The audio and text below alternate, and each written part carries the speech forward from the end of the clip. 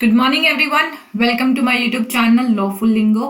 आज हमारा law of टॉट का नेक्स्ट लेक्चर है, जहां हमारा ट्रेसपास के बाद से जितने भी टॉपिक हुए, चाहे वो नेग्लिजेंस हो, न्यूसेंस हो, डेफामेशन हो, रिमोटनेस ऑफ डैमेजेस हो, या फिर स्ट्रिक्ट एंड एब्सोल्यूट लायबिलिटी का टॉपिक हो, या फिर टोटस लायबिलिटी ऑफ द स्टेट का टॉपिक हो, ये सारे टॉपिक के जो पीवाईक्यूज है आज के लेक्चर में हम डिस्कस करने वाले हैं। ठीक है, तो मुझे उम्मीद है कि पिछले सारे लेक्चर्स आपने देख लिए हैं, तो हमारा जो टोट का पोर्शन था वो इस यूनिट के अंदर कंप्लीट हो जाता है। कल के लेक्चर में हम कंज्यूमर प्रोटेक्शन एक्ट को समझेंगे, फिर मोटर व्हीकल एक्ट को, और फिर कंपटीशन एक्ट को। तो बेसिकली 3-4 लेक्चर के अंदर और हमारा इस हफ्ते के अंदर टोट कंप्लीट हो जाएगा। ठीक है, तो मुझे उम्मीद है कि सारी चीजें आप अच्छे से देख रहे हो, चीजों को अच्छे से समझ रहे हो। कहीं कोई डाउट है तो उसी टाइम मुझे जरूर कमेंट करना, मैं आपको उसी दिन रिप्लाई देने की पूरी कोशिश कर रही हूँ, ताकि आपकी चीजें कंसेप्ट है जो अच्छे से क्लियर हो सके। ठीक है, तो इसके अलावा जिस भी बच्चे को हमारे इस बैच के नोट्स परचेज करने हैं किसी भी सब्जेक्ट के, तो वो हमें ईमेल जरूर करे। ईमेल आपको इस वीडियो के पिन कमेंट पे पता चल जाएगा, या फिर आपको वीडियो के डिस्क्रिप्शन बॉक्स में मिल जाएगा, और पिन कमेंट से ही आपको नोट्स की फीस भी पता चलेगी। ठीक है, इसके अलावा जो जो सब्जेक्ट के हम इस टाइम पर आपको पीवाईक्यूज और मॉक टेस्ट अवेलेबल करवा रहे हैं, सबकी इंफॉर्मेशन आपको पिन कमेंट पर ही पता चलेगी विद फीस। ठीक है, सब वहां से चेक करके आप हमें ईमेल जरूर करो, ताकि हम आपको चीजें प्रोवाइड कर सके। और कुछ ही दिन में आपके देखना, हफ्ते 10 दिन के अंदर एग्जाम फॉर्म्स भी निकल आएंगे, 10-15 अप्रैल के आसपास तक। उसके बाद हमारे पास लगभग 1-1.25 महीना बचेगा। बीच में जो मास्टर्स वाले बच्चे हैं, तो उनके तो मई में एग्जाम भी होने हैं। तो जिन भी बच्चों को अपनी अच्छे से तैयारी करनी है, तो नोट्स और पीवाईक्यूज और जो मॉक टेस्ट है, सारी चीजें हमसे परचेज कर लो। और अप्रैल का जो महीना है पूरी खींच दो अपनी तैयारी। ठीक है, ताकि मई में जिन बच्चों के एग्जाम है वो अप्रैल में अपनी तैयारी कर सके, और मई में अपने एग्जाम अच्छे से देकर उसके बाद भी आपके पास 15-20 दिन का पूरा टाइम बचेगा, क्योंकि मिड जून में जाके मेरे ख्याल से हमारा एग्जाम होगा। ठीक है, तो अपनी तैयारी अच्छे से कर लो। आपके लिए अप्रैल का महीना बड़ा इंपॉर्टेंट है। अपनी रिवीजन एक्स्ट्रा टाइम दो अपनी स्टडी को, कम से कम जहां आप 6-7 घंटे पढ़ रहे थे, अब अपना टाइम बढ़ा के 10 से 12-15 घंटे कर लो। ठीक है, तो चलो पढ़ते हैं, आज के लेक्चर की तरफ बढ़ते हैं। इसके अलावा सारे बच्चे हमें इंस्टाग्राम और फेसबुक पर भी जरूर फॉलो कर ले, जिनका लिंक आपको इस वीडियो के डिस्क्रिप्शन बॉक्स में मिल जाएगा। और हमारा एक और यूट्यूब चैनल है बीइंग नेचुरल संजू के नाम से, आप हमें वहां पर भी जरूर फॉलो करें। उस चैनल का लिंक भी मैं आपको इस वीडियो के डिस्क्रिप्शन बॉक्स में दे दूंगी, आप वहां से हमें फॉलो जरूर कर सकते हैं। उस चैनल पर बेसिकली हमारी प्रैक्टिकल लाइफ से रिलेटेड, हमारी बॉडी से रिलेटेड, हमारे जो सेंसिटिव इश्यूज है सोसाइटी में, जिनके बारे में बात नहीं होती है, स्पेशली लड़कियां जिन चीज़ों को फेस करती है और उनके बारे में कोई बात ही नहीं करता है, उनके जो डाउट्स होते हैं, लड़के और लड़कियां को जो चीज़ें समझनी चाहिए अपनी प्रैक्टिकल लाइफ में, जहां वो गलतियां ना करें, उन चीज़ों के बारे में हम उस चैनल पर बात करते हैं, और वो भी राइट इन्फॉर्मेशन आपको प्रोवाइड करते हैं। तो जाकर वो चैनल भी ज़रूर सब्सक्राइब कर लेना, और ज़रूर वीडियोस को देखना, और आगे भी ज़रूर शेयर करना। ठीक है, मुझे आपके सपोर्ट की बहुत ज़रूरत है, एंड आई होप मेरी वाईटी फैमिली मुझे ज़रूर सपोर्ट करेंगे। ठीक है, तो चलिए आज का लेक्चर शुरू करते हैं, जहां हम टोट से रिलेटेड जो पीवाईक्यूज है उनके बारे में बात करेंगे। तो देखो, पहला हमारा क्वेश्चन क्या है। पहला ही क्वेश्चन हमारा मैच ऑफ द फॉलोइंग का क्वेश्चन है, जिसमें एक तरफ कुछ प्रिंसिपल्स दे रखे हैं, दूसरी तरफ उनका दे रखा है, उनको मैच करना है। जिसमें पहला है rule of strict liability, publication of defamatory statement, defamatory representation made in some permanent form, यानी डेफामेशन से है ये, और विस मेजर यानी एक्ट ऑफ गॉड। तो दूसरी तरफ slender, Rylands versus Fletcher, act of God, और लीबल, ये कुछ दे रखा है, इनको मैच करना है। देखो डी का तो थर्ड हो जाएगा, विस मेजर को एक्ट ऑफ गॉड भी बोला जाता है। ठीक है, rule of strict liability related है रेलैंड वर्सेस फ्लेचर का केस है, जो इसका लीडिंग केस है। समझ आई बात। तो ए का सेकंड देख लो, डी का थर्ड देख लो। देखो ए का सेकंड दे रखा है यहाँ पे, ए फर्स्ट थर्ड फोर्थ, तो बाकी कहीं ए का सेकंड नहीं है, तो ये सारे कट गए, ये निकल के आता है। तो ए का सही यहीं से पता चल गया, ए का क्या है, पहले क्वेश्चन का क्या है, ए ऑप्शन करेक्ट है। ठीक है, तो ए का क्या होगा, सेकंड होगा, और बी का होगा हमारा पब्लिकेशन ऑफ डेफामेटरी स्टेटमेंट, तो सिलेंडर होगा। और जब डेफामेटरी स्टेटमेंट को परमानेंट फॉर्म में पब्लिक किया जाता है, तो उसको लीबल बोलते हैं। ठीक है, तो जैसे राइटिंग में करना, ठीक है, कोई भी न्यूज़पेपर में छपवा देना, तो ये क्या है, हमारे परमानेंट फॉर्म के एग्जाम्पल है। समझ आई बात? तो ये हमारा पहला क्वेश्चन है जिसका आंसर है ए ऑप्शन। समझ आई? तो चलिए अगले क्वेश्चन की तरफ बढ़ते हैं, देखते हैं अगला क्वेश्चन किस बारे में है। अगला क्वेश्चन है that arrange the following cases in sequence of the year in which they were decided. तो एक केस से रिलेटेड क्वेश्चन है। तो जहां हमारा पहला केस है डोंग्यू वर्सेस स्टीवेंसन का केस है, ये तो मेरे ख्याल से 1932 का केस है, नेग्लिजेंस से रिलेटेड केस है ये, है ना? तो ये याद होगा आपको, मेरे ख्याल से मैंने करवाया भी है कि इस फैक्ट और इसके सरकम जो भी फैक्ट थे, ये सारी चीजें थी, ये हमने डिस्कस भी की है। तो ये के नेग्लिजेंस वाला टॉपिक जरूर देखना जहां ये चीज को हमने डिस्कस किया है। उसके बाद आता है हमारा municipal corporation of Delhi versus Subhagwanti का केस है, जिसको हमने जो हमारा रेस इप्सा लिक्विटर का टॉपिक डॉक्ट्रिन थी हमारी नेग्लिजेंस के अंदर, उसके बारे में हमने डिस्कस किया है। तो ये केस मेरे ख्याल से 1966 का था, है ना? तो इससे रिलेटेड मैंने आपको एक ट्रिक भी बताई थी, दिल्ली की सुभागवंती स्वयं बोलती है, याद है? और ये हमने डिस्कस भी किया था ये सारी चीजें, तो मुझे उम्मीद है कि सारी चीजें आपको अच्छे से समझ में आ रही है। तो ये केस भी हमने वहां पर डिस्कस किया है। ये डोंग्यू वर्सेस स्टीवेंसन का केस नेग्लिजेंस में हमने डिस्कस किया है कि कहीं और हमने डिस्कस किया था? मुझे लग नहीं रहा ये नेग्लिजेंस का केस है। अब मुझे जरूर बताना है डोंग्यू वर्सेस स्टीवेंसन का केस हमने कहाँ डिस्कस किया था। मेरे ख्याल से हमने इसको जो वॉलेंटी नॉन फिट इंजुरिया है वहां पे कहीं डिस्कस ना किया हो। मुझे पता नहीं क्यों याद आ रहा है कि इसको हमने वहीं डिस्कस किया था। आप मुझे जरूर बताना, ठीक है? बस मुझे इतना ध्यान है कि ये 1932 का केस है। पता नहीं वो पद्मावती वर्सेस दुग्गा नायिका का केस है, पता नहीं मुझे क्यों डोंग्यू वर्सेस स्टीवेंसन का केस वहां पर लग रहा है। तो जरूर मुझे बताना कि ये केस हमने कहाँ डिस्कस किया, डोंग्यू वर्सेस स्टीवेंसन का केस कौन से टॉपिक में डिस्कस किया था, क्योंकि कई बार पूछा गया है ये एग्जाम के अंदर कि ये केस कौन से टॉपिक से रिलेटेड है। ठीक है, तो ये मुझे जरूर बताना कॉमेंट करके। ठीक है, बढ़ते हैं नेक्स्ट केस की तरफ। मेरे ख्याल से पता नहीं, मुझे ऐसा लग रहा है कि नेग्लिजेंस से है या वॉलेंटी नॉन फिट इंजुरिया से है, ये मेरे को जरूर बताना। थर्ड केस है Chandan Lal Sahu versus union of India, ये तो हमने डिस्कस नहीं किया कहीं। श्याम सुंदर वर्सेस स्टेट ऑफ राजस्थान, ये दो केस हमने डिस्कस नहीं किए। दो केसेस की हमें ईयर ऑफ वर्डिक्ट याद है, तो इसके अकॉर्डिंग हमारा बी से पहले ए आना चाहिए, है ना? तो जहां बी से पहले ए है उस ऑप्शन को देखते हैं हम। यहां सब जगह ए है, ए सबसे पहले आएगा। और बीच में देखो अब ये गड़बड़ है, अब हमें इसका आंसर चेक करना पड़ेगा। सेकंड का आंसर चेक करते हैं।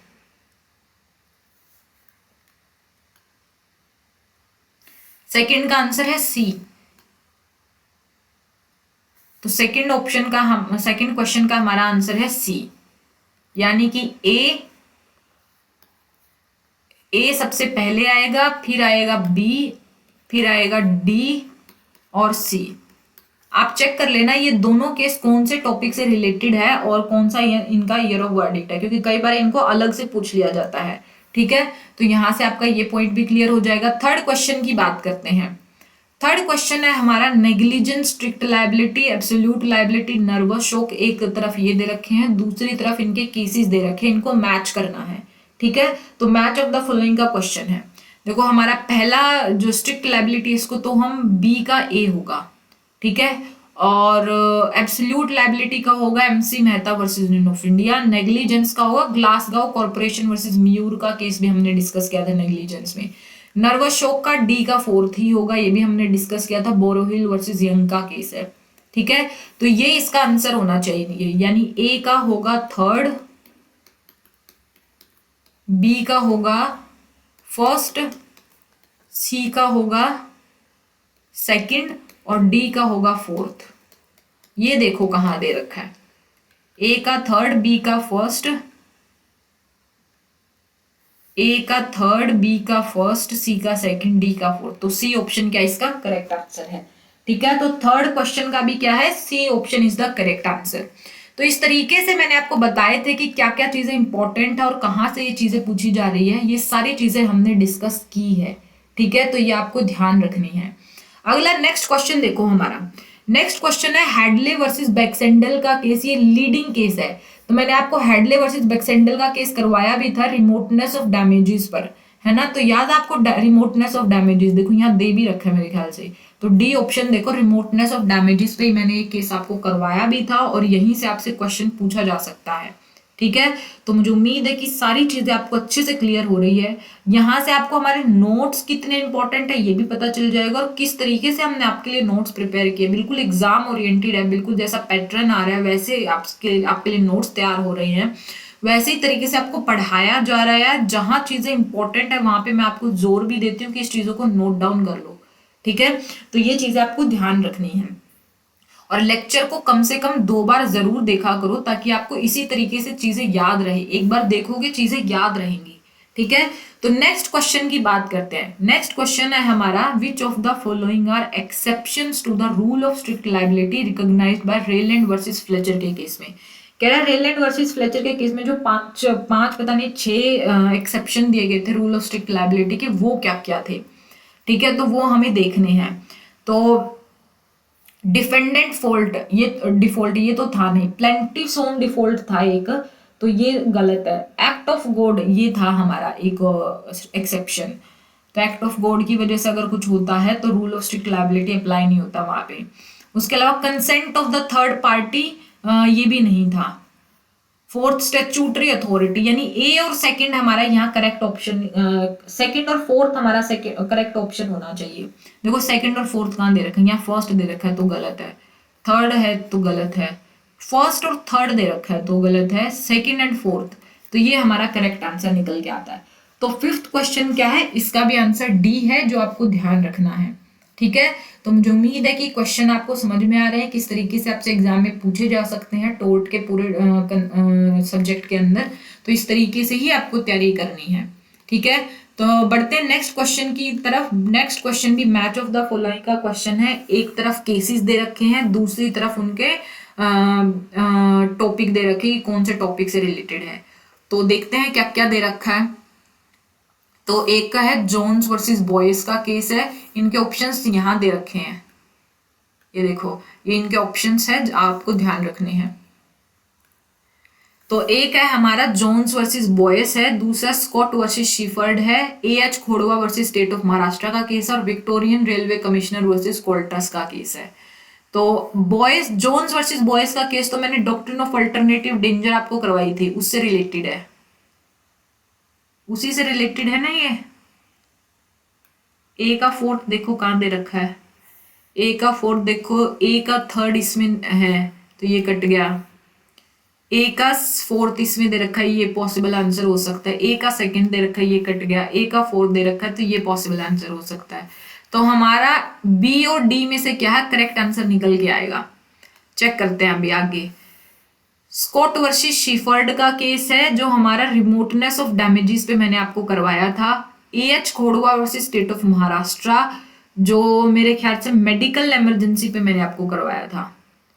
तो बी का फर्स्ट होना चाहिए, यहाँ बी का फर्स्ट इस ऑप्शन में है, तो बी हमारा ये इसका आंसर सही होगा, ये हमारा गलत हो जाएगा। तो सिक्स्थ क्वेश्चन का बी सही हो गया, यानी बी का फर्स्ट, सी का सेकंड। सी क्या है, AH Khodwa versus state of Maharashtra मैंने करवाया था मेडिकल नेग्लिजेंस से रिलेटेड, और Victorian railway commissioner versus Coultas का केस ये डॉक्ट्रिन ऑफ नर्वस शॉक से मैंने आपको करवाया था। ठीक है, ये सारी चीजें हम डिटेल में डिस्कस कर चुके हैं, इनफैक्ट इन केसेस के फैक्ट वगैरह भी हमने डिस्कस किए हैं। ठीक है, तो टॉपिक्स को ध्यान से सुनना ताकि आपके क्वेश्चंस जो है वो अच्छे से सोल्व हो जाए। तो छठे क्वेश्चन का जो आंसर है वो बी ऑप्शन होगा। नेक्स्ट क्वेश्चन देखो, नेक्स्ट क्वेश्चन है असर्शन रीजन का क्वेश्चन।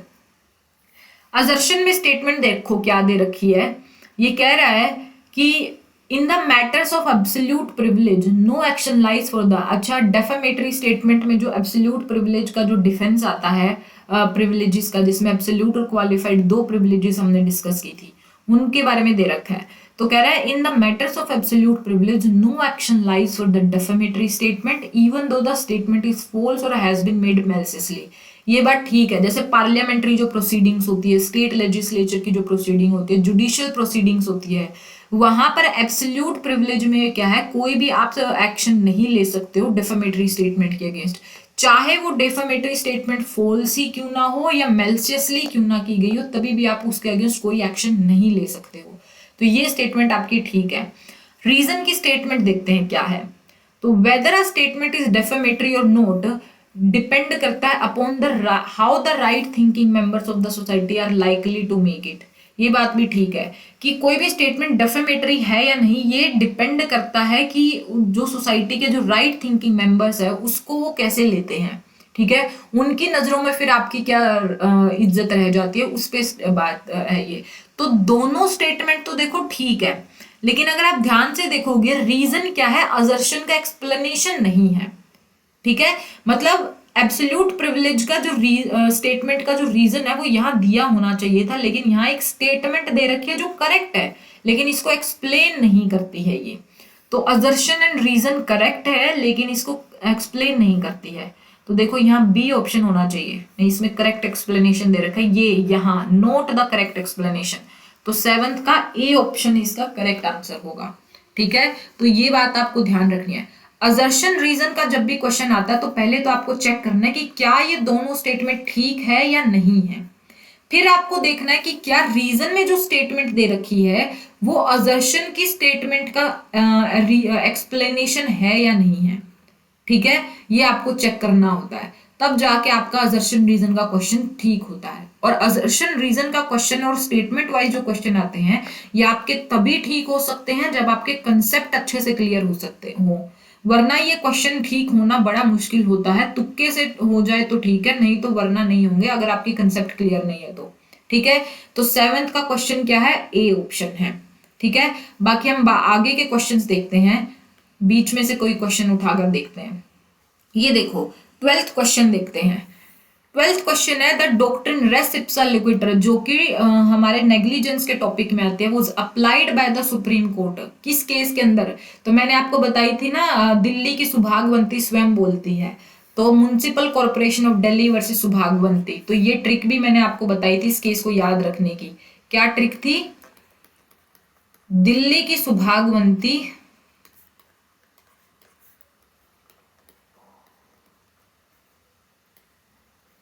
स्वयं बोलती है।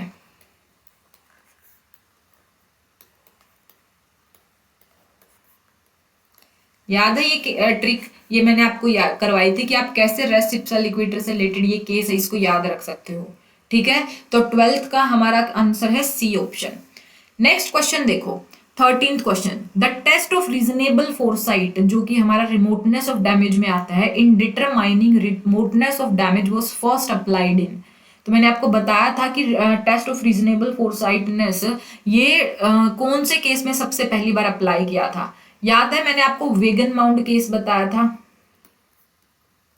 और वेगन माउंट केस को फिर 4-5 केस में फॉलो किया गया था। वो केस भी मैंने क्रोनोलॉजिकल ऑर्डर में आपको लिखवाए थे, और वेगन माउंट केस का सही नाम क्या है वो भी मैंने आपको बताया था। ठीक है, यूके कुछ नाम से शुरू होता है। तो वेगन माउंट केस के अंदर सबसे पहली बार टेस्ट ऑफ रीजनेबल फोरसाइटनेस को अप्लाई किया गया था। तो 13th का क्या होगा, बी आंसर करेक्ट होगा।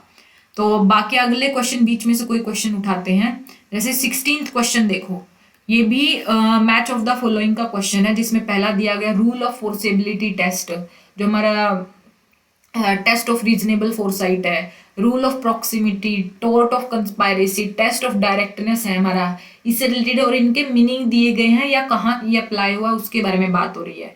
तो हमारा 16th क्वेश्चन है ये। तो देखो रूल ऑफ फोर्स, दूसरी तरफ दे रखा two or more person combine to injure a third party by unlawful mean, re Polemis case, negligence और वेगन माउंट नंबर 1 केस। ठीक है, तो रूल ऑफ फोर्सिबिलिटी ये तो सबसे पहली बार अप्लाई हुआ था वेगन माउंट केस के अंदर, तो ए का फोर्थ होना चाहिए। ए का फोर्थ ये इसमें दे रखा, तो ये पॉसिबल आंसर हो सकता है। ए का फर्स्ट है, इसमें ये कट गया, ए का थर्ड है ये कट गया, ए का सेकंड है ये कट गया। तो ए ऑप्शन हमारा यहाँ से, ए के ऑप्शन से आपका क्या है, पूरा क्वेश्चन भी कई बार सोल्व हो जाता है। तो 16th क्वेश्चन का ए ऑप्शन हमारा करेक्ट निकल के आता है, जहां से हमें पता चला रूल ऑफ प्रॉक्सिमिटी का मतलब है जहां दो या दो से ज्यादा लोग इंसान क्या करते हैं, किसी अनलॉफुल तरीके से एक साथ आकर किसी थर्ड पार्टी को इंजर करते हैं, तो ये रूल ऑफ प्रॉक्सिमिटी है। टोर्ट ऑफ कंस्पायरेसी ये रीपोलेमिस का केस में आपने देखा था। टेस्ट ऑफ डायरेक्टनेस ये नेग्लिजेंस नहीं सॉरी टेस्ट ऑफ डायरेक्टनेस हमारा रीपोलेमिस से रिलेटेड, और टोर्ट ऑफ कंस्पायरेसी ये हमारा आता है अरे गड़बड़ हो गई, देखो हमारा टेस्ट ऑफ फोर्सिबिलिटी तो ये हमारा वैगन माउंट केस में है। अगर आप देखोगे रूल ऑफ प्रोक्सिमिटी तो ये हमारे नेग्लिजेंस में निकल के आया था। टोट ऑफ कंस्पायरेसी अगर आप देखोगे तो ये इसका मतलब है, कंस्पायरेसी का मतलब क्या होता है, जब दो या दो से ज्यादा लोग मिलकर कंबाइन होकर अनलॉफुल तरीके से किसी थर्ड पार्टी को इंजर करते हैं, कंस्पायरेसी करते हैं उसके अगेंस्ट, तो इसको बोलते हैं कंस्पायरेसी। और टेस्ट ऑफ डायरेक्टनेस है हमारा रीपॉलिमिस केस में अप्लाई हुआ था। तो ए का 16th का क्या होगा, ए ऑप्शन करेक्ट होगा। ठीक है, कोई और क्वेश्चन उठा के देखते हैं बीच में से। जैसे ये देखो 21st क्वेश्चन देखो हमारा जो ट्रेसपास का आता है मेरे ख्याल से, who amongst the following are necessary to constitute a false imprisonment. Trespass to person से रिलेटेड ये केस है। तो इसमें कह रहा है कि इनमें से फॉल्स इम्प्रिजनमेंट कौन कौन सी स्टेटमेंट कॉन्स्टिट्यूट करती है। ठीक है, तो देखते हैं। Total restaurant on liberty of person, तो मैंने आपको बताया था फॉल्स इम्प्रिजनमेंट के लिए टोटल रेस्ट्रेंट सिविल लॉ में होता है, सिविल और क्रिमिनल दोनों में होता है। तो टोटल रेस्ट्रेंट होना चाहिए, ए ऑप्शन हमारा होगा। उसके अलावा डिटेंशन जो है वो क्या होना चाहिए, एक्चुअल और कंस्ट्रक्टिव, ये भी मैंने बताया था। तीसरा, it should be for a period of 2 year at least, नहीं ये कोई भी जरूरी नहीं, एक दिन के लिए भी हो सकता है और कुछ घंटों के लिए भी हो सकता है जो फॉल्स इम्प्रिजनमेंट है। तो सी ऑप्शन हमारा गलत है। डिटेंशन और रेस्ट्रेन अनलॉफुल होना चाहिए, ये भी बात ठीक है। तो ए बी डी क्या है, ये हमारा इसके अंदर सही स्टेटमेंट है। तो ए बी सी है यहाँ पे, सी इसमें भी है, कट गया। ए बी डी देखो ये थर्ड ऑप्शन हमारा 21st का क्या है, करेक्ट आंसर निकल के आता है। ठीक है, तो इस तरीके के क्वेश्चंस हैं जो हमने टोट के बाद के जितने भी टॉपिक्स हैं उनसे रिलेटेड हमने एक ही पीडीएफ के अंदर इंक्लूड किए हैं। बाकी जो क्वेश्चंस हैं जब आपको ये पीडीएफ आप खरीदोगे तब आप सोल्व कर लेना। तो मुझे उम्मीद है कि आज का लेक्चर आपको पसंद आया होगा और ये क्वेश्चंस आपको समझ में आ गए होंगे कि किस तरीके के क्वेश्चन टोट के यूनिट से पूछे जाते हैं। ठीक है, तो ये लेक्चर आज हम इतना ही करेंगे। बाकी जो पीवाईक्यूज आप तब लगा लेना जब आप ये पीडीएफ हमसे खरीदोगे। ठीक है, तो चलिए मिलते हैं कल के लेक्चर में, जहां हम हमारा जो कंज्यूमर प्रोटेक्शन एक्ट का पूरा एक टॉपिक है उसको हम डिस्कस करेंगे। ठीक है, और देखते हैं कंज्यूमर प्रोटेक्शन एक्ट में हमें क्या क्या डिस्कस करना है। तो चलिए मिलते हैं कल के लेक्चर में, तब तक के लिए टाटा बाय बाय और अपना ध्यान रखना।